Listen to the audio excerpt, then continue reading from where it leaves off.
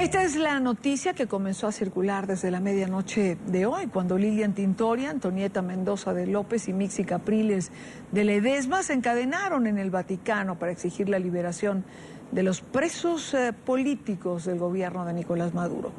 En el día de hoy hablaron ante las cámaras de NTN 24.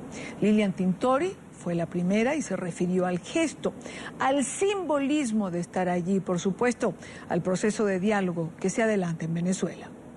Naciones Unidas, la Comisión Interamericana, Human Rights Watch, Amnistía Internacional ha pedido la libertad plena de Leopoldo López y de Antonio Ledesma. Y en Venezuela hay un diálogo. ¿Y ustedes creen que un diálogo que inició y un diálogo que continúa mañana, martes 6 de diciembre? Mañana, martes 6 de diciembre. Para que ese diálogo tenga resultados, deben liberar a todos los presos políticos. Y por eso estamos aquí en el Vaticano, porque el Vaticano está en ese diálogo. Es un gesto pidiendo auxilio. Es un gesto simbólico, es una protesta pacífica, muy simbólica, con una profunda convicción moral y ética de la lucha por nuestra familia, que es una lucha por nuestros derechos humanos, que es una lucha espiritual. Y pienso que llega el mensaje directo a su santidad el Papa Francisco. Es que el diálogo tiene que dar resultados. Los venezolanos no podemos esperar más. El hambre no puede esperar, la enfermedad, la falta de medicinas no puede esperar y los encarcelamientos injustos, la tortura en las cárceles no puede esperar más. Si no dan resultados, nos tenemos que levantar todos. Se debe levantar la unidad democrática y se debe levantar el Vaticano, porque es que el Vaticano entró por resultados concretos. Los países en el mundo que esperan por el diálogo quieren resultados concretos.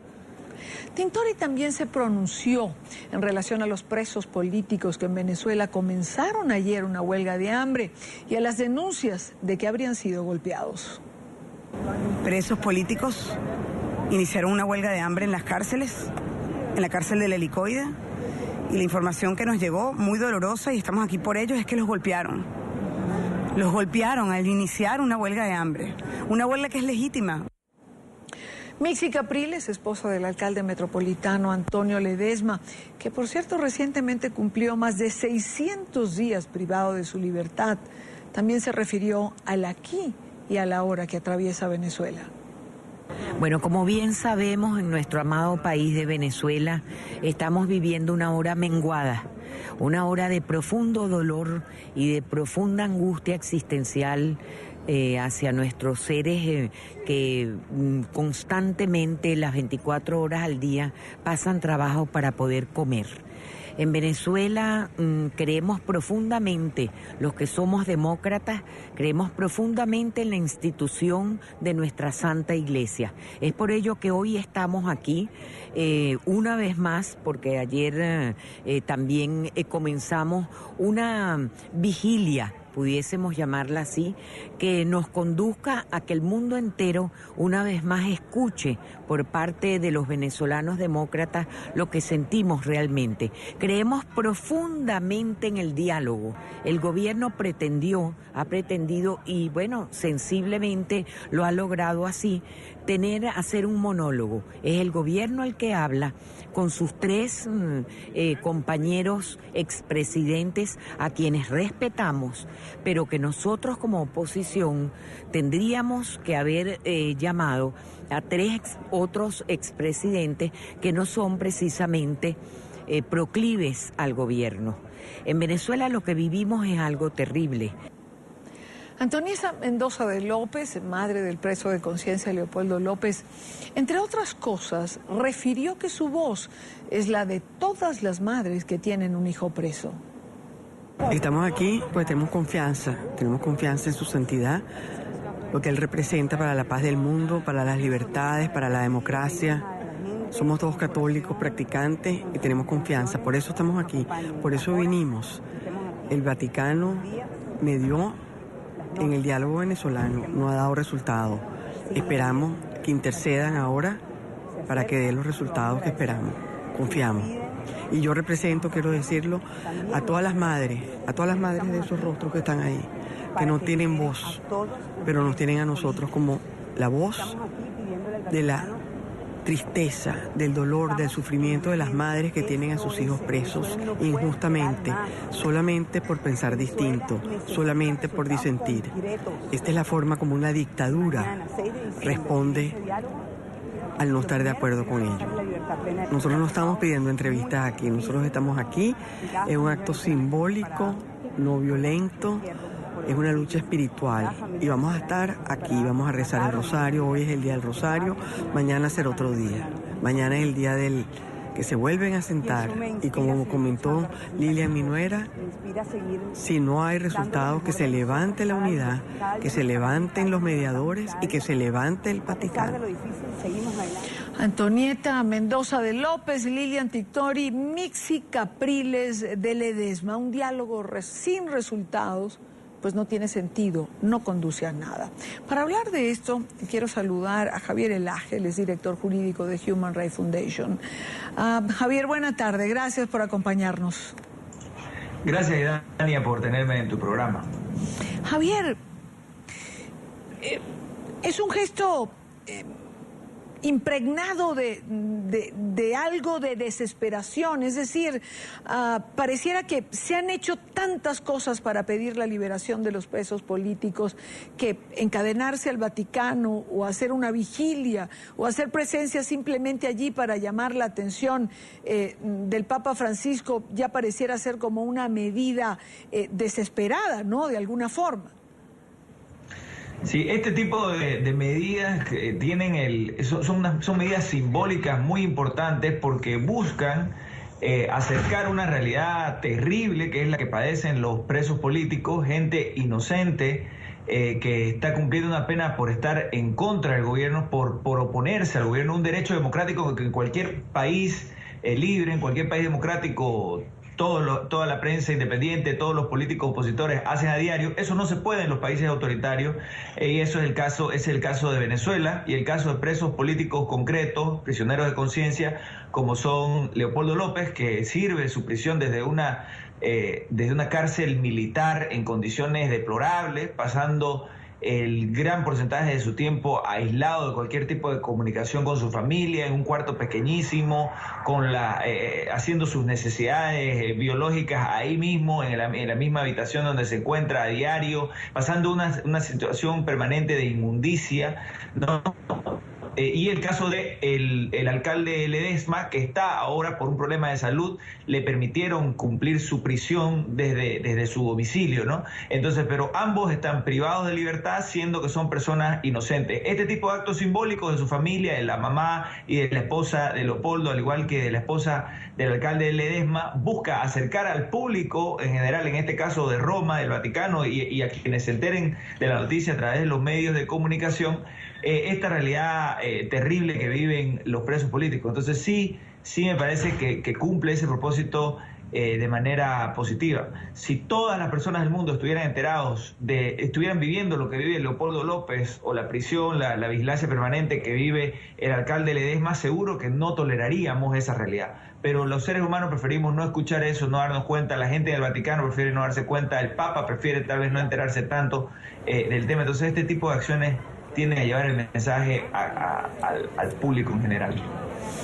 De Ledesma, de Leopoldo López y de más de 100 presos políticos, Javier, que hay en Venezuela.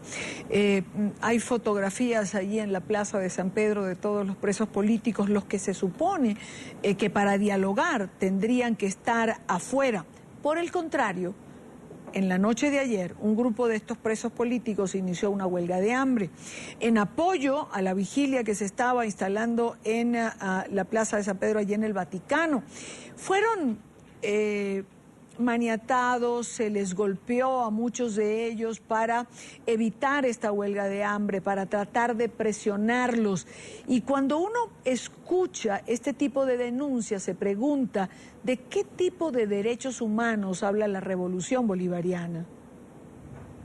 Sin duda, la revolución bolivariana, así como cualquier otro gobierno autoritario, no sé por qué, de hecho a muchos gobiernos autoritarios se le ha dado por ponerle revolución a su gobierno, ¿no? Es lo que ocurre Es lo que ocurre con la Revolución Ciudadana de Ecuador, que es un gobierno igual autoritario competitivo, que no tiene los niveles de miseria y de pobreza que ha creado el gobierno de Venezuela, porque tienen distintas políticas económicas, pero que en cuanto a libertades políticas es muy similar, se persigue a la prensa independiente, a los políticos opositores, etcétera. Lo mismo ocurre en Bolivia, que le llaman cambio, y similarmente en Nicaragua, que no recuerdo qué nombre le pusieron, pero todos estos están moldeados bajo el autoritarismo lastimosamente negativo y mal ejemplo que tuvo la revolución cubana, ¿no?, cuyo líder ha fallecido recién, en el aspecto concreto de la persecución de libertades políticas. Entonces el gobierno de Venezuela no puede hablar de libertades políticas básicas en ese país, de derechos humanos a disentir, del derecho a la libertad de expresión, el derecho a la libertad de asociación,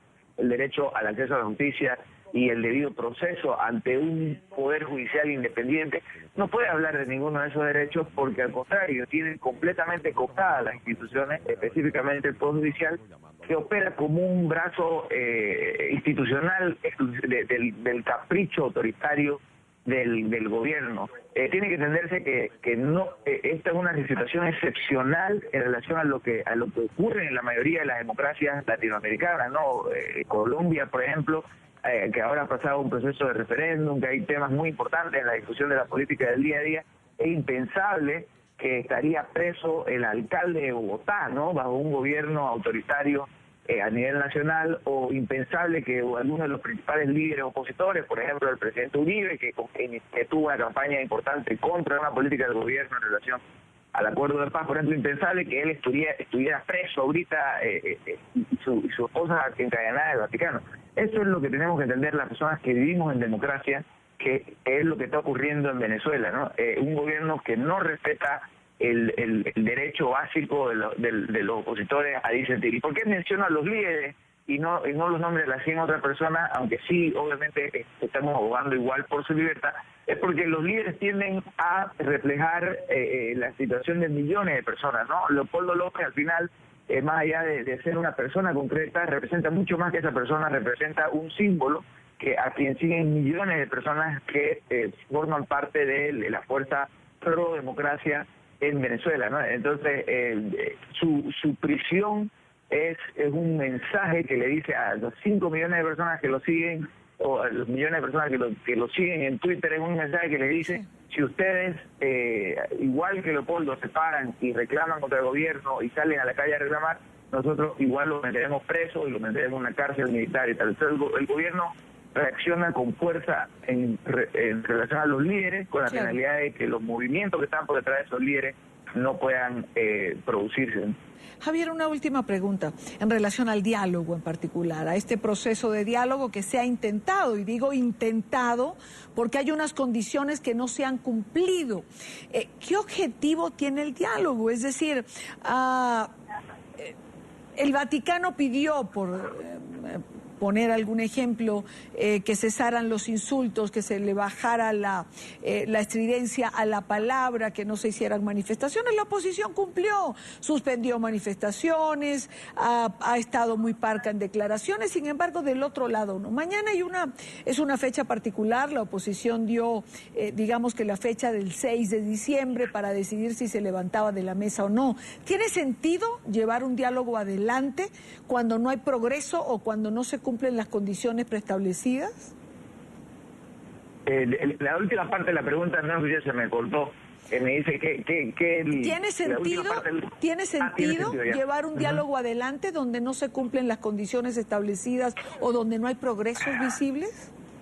Es sin duda que crea un mal precedente porque está dando el incentivo para que el gobierno siga incumpliendo su palabra, ¿no?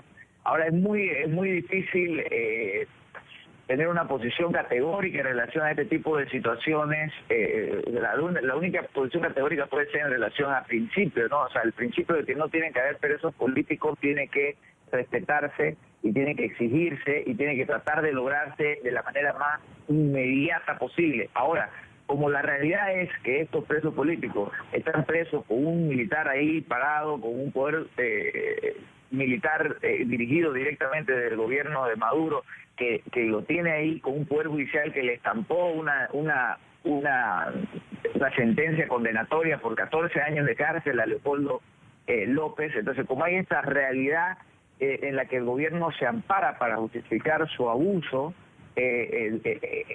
lo máximo que se puede es tener, es tratar de llevar lo mayor posible con presión internacional, con estos 3 expresidentes, con otros 3 expresidentes a nivel mundial, con medios de comunicación, tratar de empujar al gobierno en esa dirección. Es muy complicado porque la realidad es que es una situación muy similar a cuando unos criminales toman rehenes, ¿no? Entonces los criminales aquí son el gobierno de Venezuela, que han tomado rehenes inocentes con la finalidad de parar la revuelta, si quiere Venezuela, parar las posibilidades de una protesta masiva en Venezuela, y ahora los negociadores que están tratando de salvar la vida de estos rehenes hacemos lo posible para que, por un lado, se logre los objetivos democráticos de transición a la democracia que tiene la Mesa de la Unidad en general, y que por otro lado, a la vez, esto se logre al mismo tiempo en que se liberen a los presos políticos, ¿no? Ambas cosas